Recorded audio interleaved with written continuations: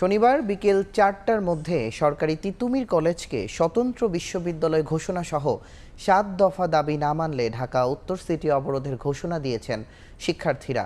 কর্মসূচির আওতায় থাকবে রেল ও সড়ক পথ। শুক্রবার রাত ১১টায় তিতুমির কলেজের সামনে সংবাদ সম্মেলন করে এ ঘোষণা দেন আন্দোলনরত শিক্ষার্থীরা। জানান, ইজতেমা চলায় মুসল্লিদের ভোগান্তি বিবেচনায় ভোর ৬টা থেকে বেলা ১১টা পর্যন্ত ব্লকেট শিথিল থাকবে। তবে তাদের চলমান আমরণ অনশন কর্মসূচি অব্যাহত থাকবে। অনশন করা ২ শিক্ষার্থী অসুস্থ হয়ে ঢাকা মেডিকেলে ভর্তি। তাদের মধ্যে একজনের অবস্থা গুরুতর বলেও জানান শিক্ষার্থীরা। এদিকে বিক্ষোভের কারণে মহাখালী থেকে গুলশান সড়কে যান চলাচল বন্ধ রয়েছে।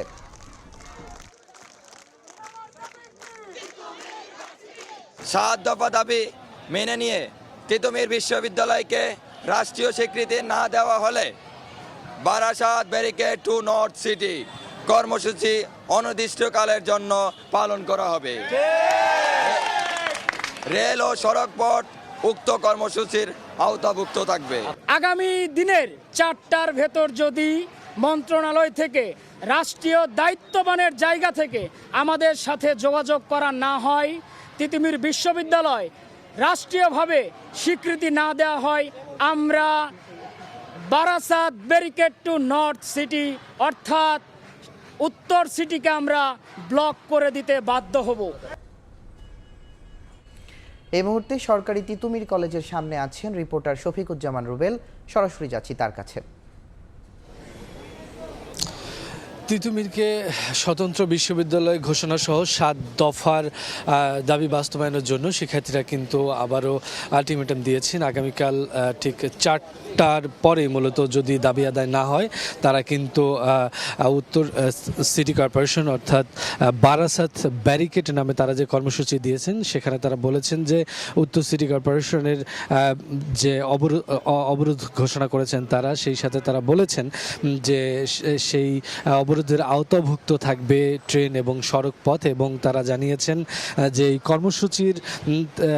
কর্মসূচিতে যাতে এই ইজতেমা চলাকালীন মুসল্লিরা যাতে কোনো ধরনের ভোগান্তিতে না পড়েন, সেই জন্য ৬টা থেকে বেলা ১১টা পর্যন্ত, ভোর ৬টা থেকে বেলা ১১টা পর্যন্ত একটু শিথিল করা হবে। এরপরে কিন্তু আবার কঠোর কর্মসূচি দেওয়া হবে। আমরা কিছুক্ষণ আগে যখন তাদের সংবাদ সম্মেলন হলো, সেখানে কিন্তু তারা স্পষ্ট করে বলেছেন এই কর্মসূচি কঠোর কর্মসূচি হবে। অর্থাৎ এই কর্মসূচি কিন্তু উত্তর সিটি রাজধানীর উত্তর সিটি ব্লকেট কর্মসূচিও হওয়ার সম্ভাবনা রয়েছে। সেই সাথে এই সংবাদ সম্মেলনে জানিয়েছেন যারা আমরণ অনশন পালন করছেন, সেই আমরণ অনশন কিন্তু অব্যাহত থাকবে। ইতিমধ্যেই তাদের অনশন পালন করতে গিয়ে ২জন শিক্ষার্থী কিন্তু ঢাকা মেডিকেলে ভর্তি রয়েছেন। তাদের মধ্যে একজনের অবস্থা আশঙ্কাজনক বলেও আমাদেরকে জানিয়েছেন। সেই সাথে তাদের যদি কোনো ধরনের দুর্ঘটনা ঘটে, সেই দায়ভার কিন্তু রাষ্ট্রকে নিতে হবে, এই হুঁশিয়ারিও তারা দিয়েছেন। তাদের দাবি অতি দ্রুত যাতে তাদের ৭ দফা দাবি মেনে নেওয়া হয়, সেই সাথে তিতুমিরকে যাতে স্বতন্ত্র বিশ্ববিদ্যালয় ঘোষণা করা হয়। যতক্ষণ পর্যন্ত এই দাবি মানা না হবে, ততক্ষণ পর্যন্ত আপনি দেখতেই পারছেন যেই অনশন কর্মসূচি তারা পালন করছেন, সেই কর্মসূচি কিন্তু চলবে।